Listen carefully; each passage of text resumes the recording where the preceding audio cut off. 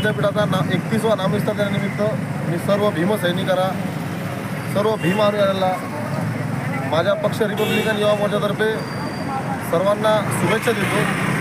कालच आंबेडकर चळवळीचे ज्यांचं दुःखद निधन झालं असं आमचे RPIचे नेते प्रवीण अप्पा निमनवरे यांना माझ्या पक्षातर्फे रिपब्लिकन युवा मोर्चातर्फे भावपूर्ण श्रद्धांजली अर्पण करतो. मुळात आज नामविस्तार दिन म्हणजे आमच्यासाठी मोठा उत्साहाचा सण आहे.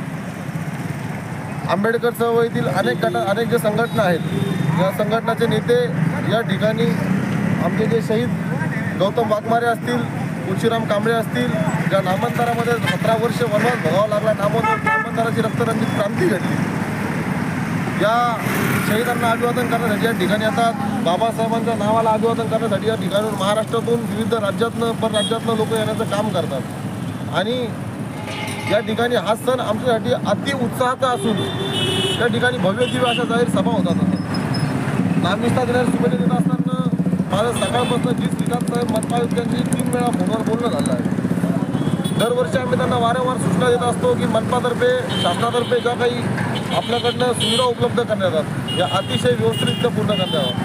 परंतु पुन्हा ते जाणीवपूर्वक करता की मुद्दामून करता का त्यांच्या मनात काही तेढ आहे का असा प्रश्न या ठिकाणी निर्माण होत आहे. कारण की संबंधित तुम्ही बाबासाहेबांना अभिवादन करण्यासाठी जी शिडी लावलेली आहे ती शिडी पूर्णपणे तुटलेली आहे. त्या ठिकाणी जर काही घातपात काही विघात कृत्य घडलं तर मी आज या ठिकाणून आपल्या चॅनलच्या माध्यमातून सांगू इच्छितो की याला सर्वस्वी जबाबदारी मनपा आयुक्त व मनपा असेल असं या ठिकाणी मी सांगू इच्छितो. कारण की येणारा संख्या ही हजारोच्या संख्येने असतील, लाखोच्या संख्येने लोक येत असतात आणि ही दुर्दैवी दिशा असणं अतिशय निंदनीय गोष्ट आहे. एकीकडे आनंदोत्सवाचा शुभेच्छा देतो आणि दुसरीकडे मनपाचा मी निषेध व्यक्त करतो. या गोष्टीचं मला सुद्धा दुर्दैव वाटतं, परंतु अतिशय निंदनीय घटना आहे. याकडे दुर्लक्ष जे होत आहे आणि मनपा प्रशासनाने लक्ष द्यावं अशी आमची कळकळीची विनंती असेल. आणि उद्या सर्व भीमसैनिकांना आणखी माझी विनंती असेल की शांततेने अभिवादन करावं. तसेच उद्या दिनांक 14 जानेवारी मकर संक्रांत सुद्धा आहे. त्या मकर संक्रांतीला सुद्धा मी सर्व बहुजनांना शुभेच्छा देतो आणि माझ्या नवतरुण बांधवांना, विद्यार्थ्यांना सांगू इच्छितो की ज्या नॉयलर मांड्याचा आपण वापर करतात हा वापर कुठेतरी थांबवावा, जेणेकरून याच्यामुळे सुद्धा विघातक कृत्य घडतं आणि एखाद्याचा आपल्यामुळे जीव जाईल. काळजीपूर्वक पतंग उडावा एक तोही सण आहे. सण साजरी करत असताना सण आपल्या मनाप्रमाणे साजरी व्हावा, पण कुणालाही दुखापत व्हावी याची काळजी घ्यावी अशी या ठिकाणी विनंती करतो. भाऊ, एक प्रश्न असा होता, उद्देश एकच, सर्व संघटना वेगवेगळ्या पद्धतीनं नामविस्तार दिन साजरा करतात, त्यांचे वेगळे स्टेटस पण असते, तर या नेत्यांना तुम्ही काय आवाहन करणार? या नेत्यांना या ठिकाणून माझं आव्हान असेल की येणाऱ्या मागच्या वर्षी 2 वर्षापूर्वी एक विचार एक मंच व्यासपीठावरनं सर्व नेते एकत्रित करून नामविस्तार दिनाचा जाहीर सभा आपण या ठिकाणी घेतली होती. परंतु अनेक पक्ष संघटना गटातट विखरलेल्या आहेत.